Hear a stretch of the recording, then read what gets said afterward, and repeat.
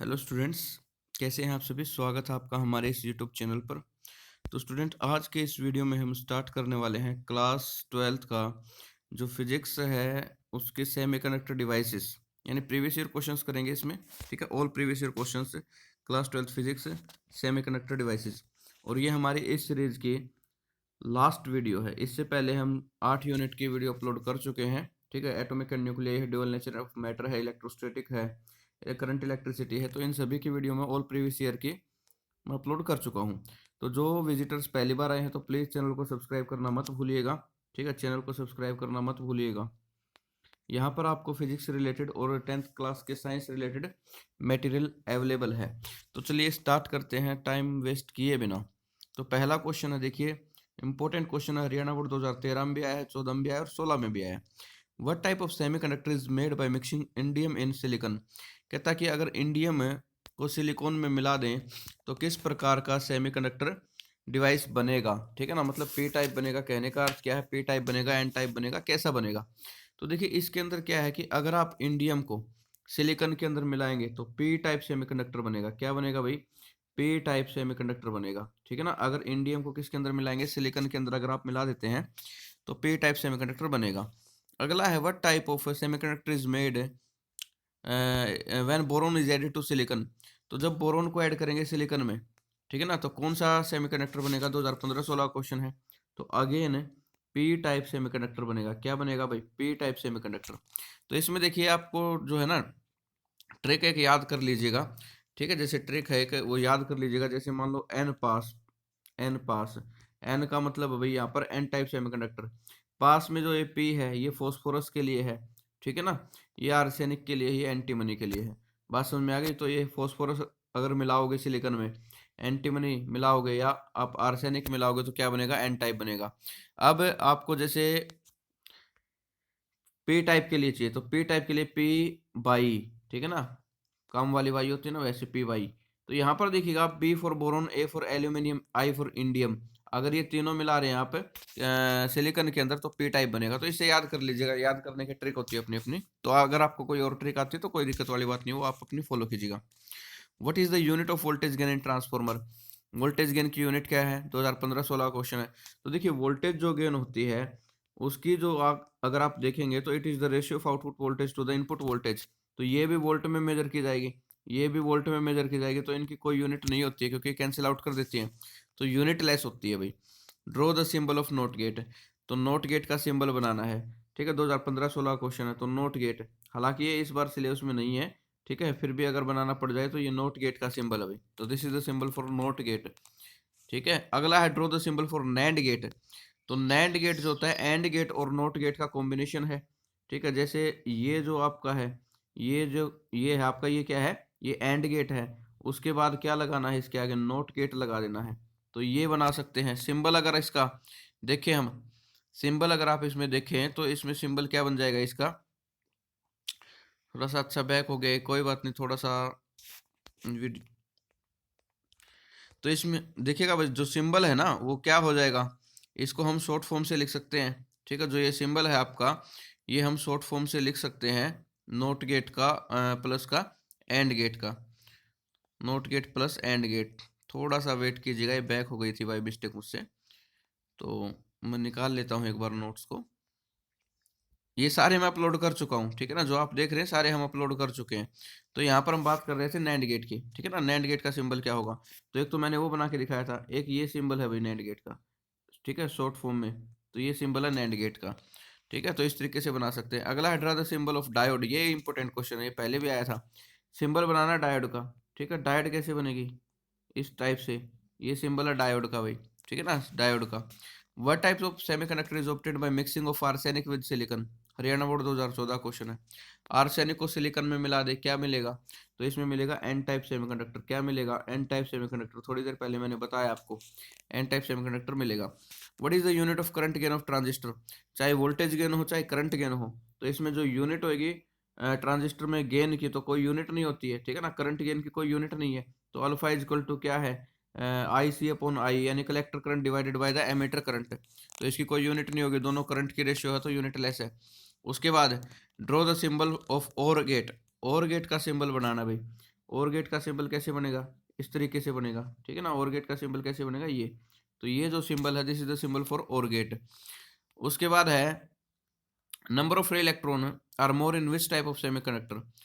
2015-16 question है कि free electron की संख्या किस में ज्यादा होती है, किस टाइप के सेमीकंडक्टर में। तो देखिए जो एन टाइप का सेमीकंडक्टर होता है ना, एन टाइप, इसमें नंबर ऑफ इलेक्ट्रॉन की संख्या ज्यादा होगी और पी टाइप में होल्स की संख्या ज्यादा होगी। What is the value of forbidden energy gap in germanium. तो जर्मेनियम के अंदर कहता है फॉरबिडन एनर्जी गैप कितना होगा। मेन से यहाँ पर जो वैलेंस बैंड होता है और जो कंडक्शन बैंड होता है उसके बीच का जो ये गैप है एनर्जी का, ये कितना होता है। तो केस ऑफ जर्मेनियम पूछा है तो 0.72 इलेक्ट्रॉन वोल्ट, 0.72 इलेक्ट्रॉन वोल्ट। ठीक है, सिलिकॉन का अगर पूछा होता तो क्या होगा, देखिए अगले क्वेश्चन में पूछ भी लिया है, what is the value of energy gap in silicon. तो सिलिकॉन में होता है 1.1 इलेक्ट्रॉन वोल्ट, 1.1 इलेक्ट्रॉन वोल्ट का। ठीक है ना। तो ये कैसे याद रखेंगे, देखो इसमें सिलिकॉन की स्पेलिंग को देखो, सिलिकॉन ये स्पेलिंग है, ठीक है ना, ये है। तो इस आई की जगह मैं क्या ले लेता हूँ 1, इस आई की जगह भी क्या ले लेता हूँ 1, बीच में लगा दिया पॉइंट वही, ठीक है ना।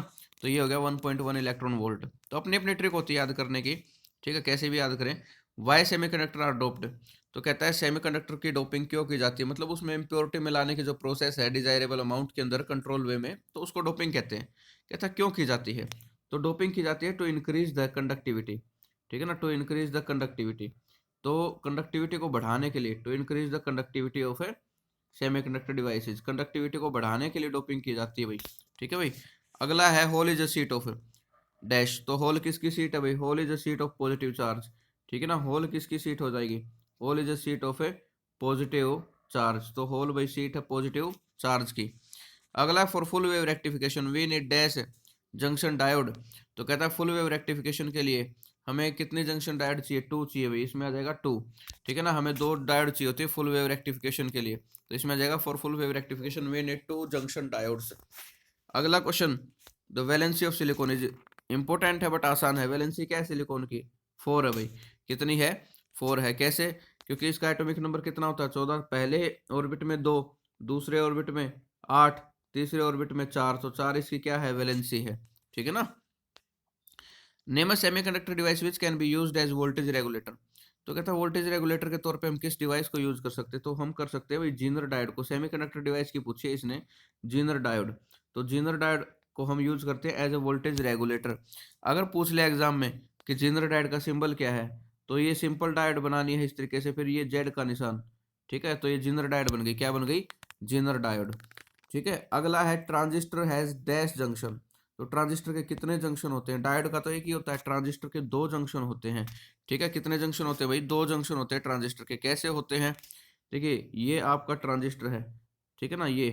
तो ये मान लो पी टाइप, ये एन टाइप, ये दोबारा पी टाइप। तो एक तो जंक्शन ये हो गया और दूसरा जंक्शन ये हो गया, तो इसमें 2 जंक्शन होते हैं भाई। अगला है the photo diode is always dash biased. तो फोटो डायोड को हम किस टाइप की बाइसिंग करते हैं, रिवर्स या फॉरवर्ड। तो इसमें आ जाएगा रिवर्स भाई, फोटो डायोड को हमेशा रिवर्स बाइसिंग किया जाता है, ठीक है ना। क्या किया जाता है, रिवर्स बाइसिंग किया जाता है। तो photo diode is always reverse biased. Light emitting diode is always dash biased. तो लाइट एमिटिंग डायोड को हमें किस बाइसिंग में करने चाहिए, फॉरवर्ड या रिवर्स। तो इसमें आ जाएगा फॉरवर्ड भाई। जो एलईडी होती है लाइट एमिटिंग डायोड, उसको हम हमेशा फॉरवर्ड बायस करते हैं, फोटो डायोड को हमेशा रिवर्स बायस करते हैं। Zener diode is always, Zener diode को क्या करते हैं भाई, रिवर्स बायस। जीनर डायोड भी रिवर्स रीजन में काम करती है, तो रिवर्स बायस किया जाता है इसके अंदर। तो जीनर डायोड और फोटो डायोड दोनों को रिवर्स किया जाता है भाई, लाइट एमिटिंग डायोड को फॉरवर्ड किया जाता है। Solar cell has dash biasing. तो सोलर सेल की क्या बाइसिंग होती है, कोई बाइसिंग नहीं होती। तो इसमें आ जाएगा solar cell has no biasing, कि इसकी कोई बाइसिंग नहीं की जाती है, ठीक है ना। सोलर सेल तो हमें इलेक्ट्रिसिटी खुद प्रोवाइड करवाता है, सनलाइट, लाइट एनर्जी को इलेक्ट्रिकल एनर्जी में कन्वर्ट करता है, तो हमें उसको देने की जरूरत नहीं है। तो इसमें कोई बाइसिंग नहीं की जाती है भाई। अगला, the ripple factor of half wave rectifier is. तो कहता रिपल फैक्टर पूछा है किसका, हाफ वेव रेक्टिफायर का वैल्यू पूछी है। तो 1.21, कितनी है, 1.21। तो ये रिपल फैक्टर होता क्या है एक्चुअली में, कि ये रेशियो होता है भाई किसका, यहाँ पर जैसे IRMS, मतलब हमें AC करंट कितना मिल रहा है और DC करंट कितना मिल रहा है। तो इस केस में अगर इसकी वैल्यू लेस देन 1 रहती है ना तो अच्छा रहता है, बट यहाँ ग्रेटर देन 1 है, तो इसका मतलब हाफ वेव रेक्टिफायर क्या है, ज्यादा अच्छा रेक्टिफायर नहीं कर रहा वो। तो उसके बाद कहता है रेक्टिफिकेशन उसकी कम है। The ripple factor for full wave rectifier. तो कहता है रिपल फैक्टर बताना भाई फुल वेव रेक्टिफायर के लिए कितना होता है, तो 0.48। तो इसका मतलब क्या है कि इसके अंदर जो एसी है ना वो कम मिल रही है और डीसी ज्यादा मिल रही है, तो ये ठीक है। तभी तो ये एक से कम आएगा जब ये फैक्टर बड़ा होगा इसकी कंपैरिजन में। तो 0.48 होता है भाई, कुल मिलाकर के ठीक है ये। अगला है dash and dash are used in filter circuit. Filter circuit में हम क्या यूज करते हैं भाई, जैसे डायोड हम यूज कर रहे हैं ना, तो उसके अंदर क्या होता है जब आप रेक्टिफिकेशन करते हैं, हाफ वेव रेक्टिफायर पढ़ा आपने, फुल वेव पढ़ा, तो उसमें प्योर आपको जो है ना डीसी नहीं मिलेगी, कॉम्बिनेशन मिलता है किसका भाई, एसी प्लस डीसी का। तो इस एसी के कॉम्बिनेशन को रिमूव करने के लिए, क्योंकि हमें तो डीसी चाहिए है, इसको हटाने के लिए हम फिल्टर सर्किट का यूज करते हैं। तो कहता है फिल्टर सर्किट में क्या यूज करते हैं, डैश एंड डैश, तो हम इसमें यूज करते हैं भाई कैपेसिटर एंड इंडक्टर। क्या यूज करते हैं, कैपेसिटर एंड इंडक्टर। तो इनका इस्तेमाल करके हम क्या करते हैं, हम फिल्टर सर्किट बनाते हैं। एक मैं बना करके दिखाता हूँ किस टाइप का होता है फिल्टर सर्किट। जैसे मान लो ये जो है, ये एक टाइप का फिल्टर सर्किट है जो मैं आपको ड्रॉ कर रहा हूँ स्क्रीन पर। तो ये फिल्टर सर्किट है भाई, ठीक है ना, ये फिल्टर सर्किट है। तो इसको बोलते हैं पाई सेक्शन, क्योंकि इसकी शेप पाई की तरह है, ठीक है ना, ये है ना पाई की तरह ये शेप, ये पाई की तरह शेप है। तो इसमें कैपेसिटर लगे हैं, ठीक है, और क्या लगा है, इंडक्टर लगा है। तो कैपेसिटर और इंडक्टर से फिल्टर सर्किट बनते हैं। अगला है देखो भाई, the efficiency of a half wave rectifier is. Half wave rectifier की एफिशिएंसी पूछी है, तो कितनी होती है, 49.6, ठीक है ना, 49 पॉइंट, सॉरी 49 नहीं, आई एम सॉरी भाई, इसमें 40.6 आएगा, 49 बाई मिस्टेक बोल दिया मैंने, 40.6। तो इसकी एफिशिएंसी होती है 40.6 भाई, कितनी होती है, 40.6%। अगला है the efficiency of full wave rectifier. Full wave rectifier की होती है भाई 81.2, उसका दो गुना कर देना, ठीक है ना, उसका दो गुना कर देना 40.6 का, तो 81.2 आ जाएगा। तो full wave rectifier double efficiency है उसकी। Rectifier is an electronic device which is use to convert. कहता है रेक्टिफायर एक ऐसा इलेक्ट्रॉनिक डिवाइस है जिसको हमें यूज करते हैं क्या कन्वर्ट करने के लिए।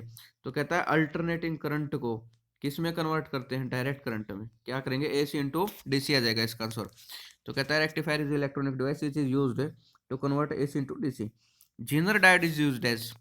जीनर डायोड को क्यों यूज करते हैं, it is used as a voltage regulator.